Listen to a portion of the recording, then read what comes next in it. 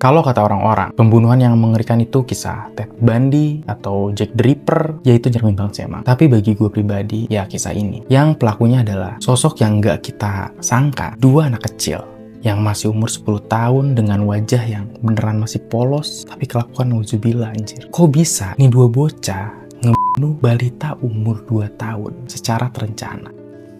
Ini kisah nyata, mereka adalah John Venables dan Robert Thompson. Bener-bener kayak bocah dari neraka. Langsung kita mulai aja ceritanya.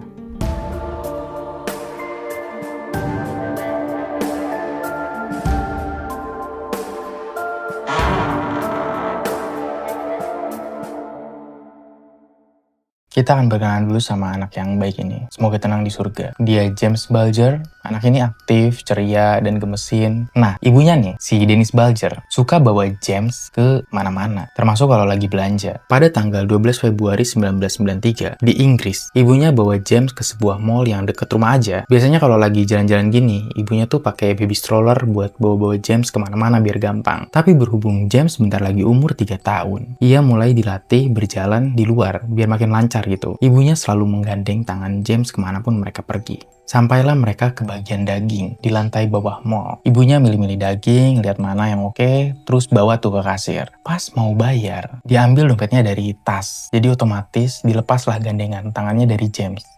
Dan cuma karena gerakan sesingkat itu aja, gak terasa James hilang. Mata ibunya beneran nyisirin tiap sudut sekitar. Tapi James bener-bener tiba-tiba hilang gitu. Paniklah si ibu. Seketika dia langsung lapor ke security. Security pun gercep pada saat itu nyari James. Dan dibantu juga sama petugas mall lainnya pakai toa. Terus ngumumin hilangnya James ke seluruh penjuru mall. Tapi tetap aja hasilnya nihil. Pada momen ini polisi mulai dikerahkan. Mereka ngecek CCTV. Nah, di rekaman itu polisi melihat James lagi berjalan. Tapi nggak sendirian. Ia berjalan bersama anak-anak juga. Yang awalnya mereka perkirakan umurnya tuh 14 tahun. Ibunya James mengetahui anaknya dibawa sama anak-anak juga. Bukan orang dewasa gitu. Ia merasa lega kayak, paling diajak main gitu ya sama bocah iseng. Tapi kenyataannya, ini jauh-jauh lebih mengerikan. Polisi mulai mengunjungi sekolahan-sekolahan di sekitar sana, menanyakan anak-anak yang bolos pada hari itu siapa aja. Dengan mengetahui nama-nama itu, menurut polisi, mereka bisa mendapatkan pelakunya. Kayak siapa sih bocah umur sekitar 14 tahunan yang bolos pada saat itu dan bawa James tuh. Lalu polisi juga merilis rekaman CCTV tersebut ke media, agar lebih cepat tertangkap nih bocah-bocah ini nih yang sekiranya tuh umur 14 tahun. Tapi semua hasilnya tuh nihil. James pada hari itu nggak kunjung ditemukan. If you've got me, baby, just bring them back. Namun 2 hari kemudian, ditemukan sebuah tubuh tak bernyawa yang sudah terbelah menjadi 2 bagian di perlintasan rel kereta api. Ya, itu James. Kondisinya udah nggak jelas dan mukanya tuh dipenuhi cat berwarna biru. Ini gila sih. Nggak kebayang betapa sedihnya orang tua James tahu kabar ini. Polisi masih bingung tuh.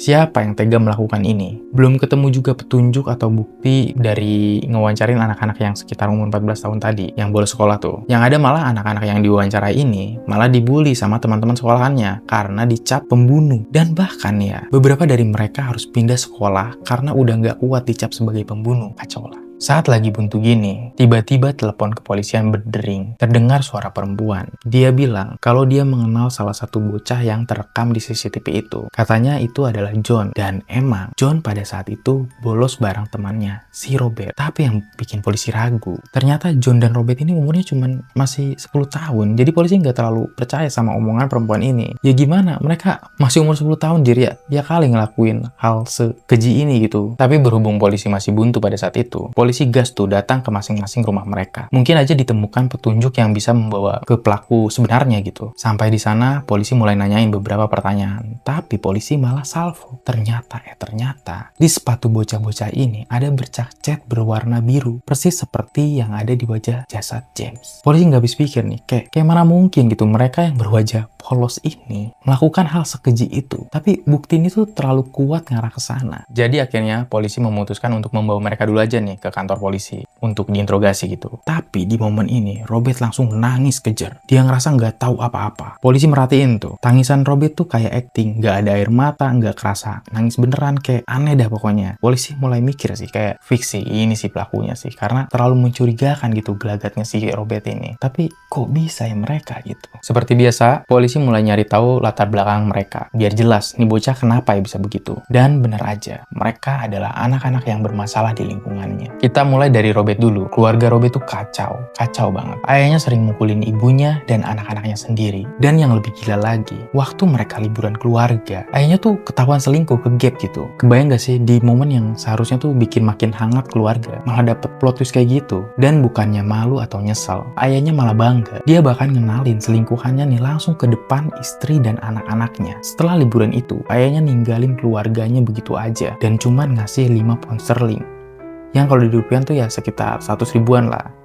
Buat hidup satu keluarga anjir, buset. Cukup buat cari 2 hari doang anjir. Karena kejadian ini, ibunya tuh stres berat, suka mabok-mabokan dan udah nggak peduli lagi sama anak-anaknya. Jadi nggak heran, Robert tuh sering bolos, nilainya hancur, bahkan kagak naik kelas. Nah, dia kan sering keluyuran tuh ke mall-mall. Itu memang dia tuh udah biasa banget nyolong-nyolong ke mall tuh. Lalu kita ke John. John ini anak kedua dari 3 bersaudara, namun 2 saudaranya ini lahir dengan keterbelakangan mental. Jadi otomatis ibunya tuh harus lebih ekstra fokus ngurus ke kedua anak-anaknya yang keterbelakangan mental tadi. Jadi perhatian yang seharusnya John dapatkan, ya hilang gitu aja. Ditambah lagi, John ini sering dibully karena kondisi keluarganya tadi. Anak-anak lain ngejek dia karena punya saudara yang beda. Jadi dari kecil, psikis John ini udah tertekan, udah terganggu. Dia tumbuh jadi anak yang temperamen, gampang meledak di rumah, di sekolah, dimanapun. Bahkan, John ini sering bentur-benturin kepalanya ke meja atau tembok sampai berdarah. Nah ini tuh dia lakuin sengaja, biar terlihat kayak keterbelakangan juga, kayak saudara-saudaranya, biar bisa dapat perhatian. Sedih banget juga sih. Nah, pihak sekolah udah nggak sanggup tuh ngadepin perilaku John. Jadi, John dikeluarkan dari sekolah. John pindah ke sekolah lain. Nah, di sini dia bertemu sama si Robert untuk pertama kalinya. Mereka berkenalan, ngobrol, cocok. Mungkin karena senasib ya, sama-sama kurang mendapatkan perhatian keluarga juga kali ya. Jadi, itulah awal hubungan John dan Robert sebelum semuanya berubah jadi tragedi besar. Nah, sekarang kita balik lagi ke kantor polisi ya. John dan Robert diinterogasi tuh di ruangan yang berbeda. Pas diinterogasi, si Robert nih bilang kalau pelakunya itu adalah John. Dia cerita tuh kalau saat proses penyiksaan, dia padahal udah mohon-mohon ke si John biar berhenti nyiksa, tapi si John gak mau dengerin dia. Sedangkan di ruangan sebelahnya, di ruangan si John, dia juga lagi diinterogasi tuh. Si John bilang kalau bukan mereka berdua pelakunya. Bahkan saat kejadian itu, si John bilang lagi gak ada di rumah, dia lagi keluar kota. Anjir. Denger ini, polisi ngerasa udah ngada-ngada banget nih bocah. Pas diperiksa lebih dalam, ternyata di sepatu John bukan hanya ada bekas cat, tapi ada bekas darah James. Jadi udah tuh, dia nggak bisa ngelak lagi. Tapi John tetap kekeh, itu bukan perbuatan dia. Ujungnya dia malah bilang, itu semua perbuatan Robert. Ya udah tuh, mereka berdua salah-salahan tuh di ruangan yang berbeda ini. Akhirnya polisi menggunakan taktik nih, biar mereka berdua ngaku gitu. Polisi bilang ke si John, Robert udah ngaku, udah kamu ngaku aja. Nah denger itu, John ngerasa udah nggak perlu acting lagi lah, kayak temannya udah ngaku gitu, percuma. Akhirnya John jujur, menceritakan apa yang telah mereka perbuat. Gampang juga ya nih bocah kegocek. Oke, kita masuk ke bagian kronologi, bagian yang paling mengerikan. Dan menurut gue kalau lu nggak terlalu suka hal-hal yang mengerikan, kayaknya bisa di skip aja deh ini. Karena ini akan sangat kejam. Jadi, ini 2 bocah gendeng dari awal memang udah merencanakan ingin nyulik anak-anak. Tapi sumpah, gak jelas banget alasannya. Awalnya mereka tuh gak berniat membunuh si anak di perlintasan rel kereta api. Tapi maunya tuh nyulik si anak, bawa ke jalan raya, terus didorong ketabrak. Anjing. Sama aja sumpah. Mereka tuh bener-bener gak jelas jalan pikirannya. Oke, kita mundur pada hari kejadian. Pada hari itu, mereka datang ke mall, melihat-lihat sekitar, jalan keluyuran gak jelas, nyempetin juga nih mampir ke toko buat nyolong cat. Pas lagi gini, mereka ngelihat ada anak kecil yang lagi sama ibunya, target nih. Tapi gagal, karena si ibu menyadari gerak-gerik aneh dari mereka berdua. Terus si ibu dan si anak ya menjauh aja lah. Akhirnya John dan Robert coba cari target lain. Nah pas di bagian daging, mereka berdua lihat tuh ada si James kecil dan ibunya. Mereka pantau dari kejauhan, terus perlahan-lahan mendekat. Nah pas si ibu fokus bayar daging tadi, ditariklah si James dan dibawa keluar mall. Mereka bawa tuh si James jalan jauh sampai 5 km. Di sini James nangis-nangis, tapi masih nggak ngerti apa yang terjadi. Dan sepanjang jalan ini, padahal beberapa orang tuh udah negor sebetulnya, nanyain, ini kenapa? Kalian mau kemana? Kok ini anak yang paling kecil kok nangis-nangis terus? Si Robert dan si John ngeles kalau si James ini adalah adiknya John. Dan ini tuh dia mau dibawa ke rumah sakit. Ya dengar alasan ini keluar dari bocah-bocah dengan muka yang polos itu, ya orang dewasa percaya-percaya aja. Karena emang nggak kelihatan kayak penculikan. Sampailah mereka ke perlintasan rel kereta api.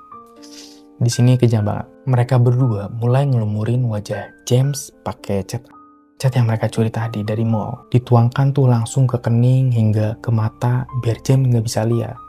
James nangis kejar. Perih, pandangannya gelap. Robert dan John bukannya berhenti. Mereka malah nimbukin James pakai batu. Belum puas, terus mereka tendangin. Sampai darah dan cat nempel di sepatu mereka. Ini nih yang jadi bukti. Nggak kebayang sih jadi James dalam kondisi nggak bisa lihat apa-apa. Yang bisa dia rasakan tuh cuman rasa sakit di setiap tubuhnya. Namun, penyiksaan ini belum selesai. Karena James terlalu berisik, mulutnya disumpel pakai baterai. Terus mereka ambil besi seberat 10 kilo. Anjir nih bocah-bocah, kenapa dah? Terus dipukul-pukul ke kepala James hingga retak 10 bagian dan tewas di tempat. Kalau kalian pikir udah nih cukup kekejian ini, ternyata belum. Mereka gotong jasad menyedihkan James yang udah nggak karuan itu. Terus mereka letakkan tepat ke rel kereta api. Dan akhirnya kereta datang dan tubuh James tertabrak kereta api tersebut dan terbelah menjadi 2 bagian.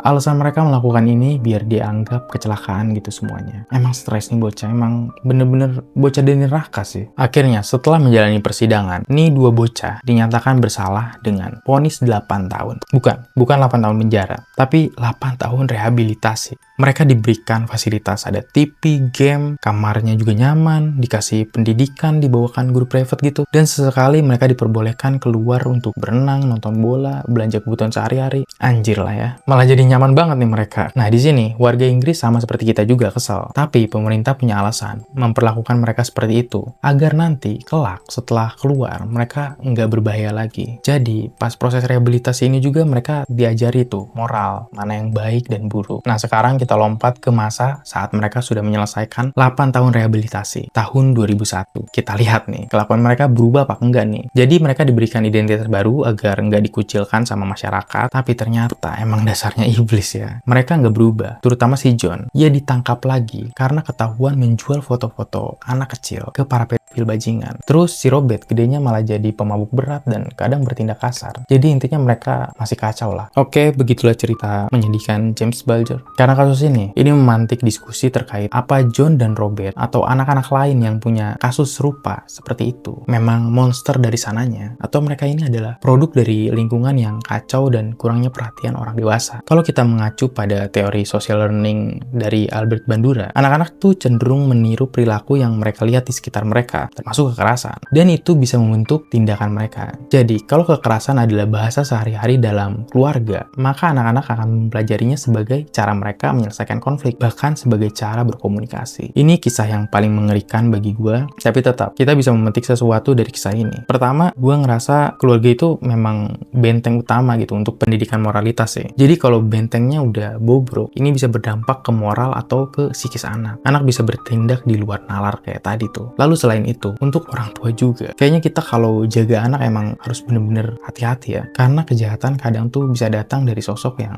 paling gak kita sangka. Oke, sekian dari gue Gil Sagavi. Jangan lupa like, comment, share, dan subscribe. Bye-bye.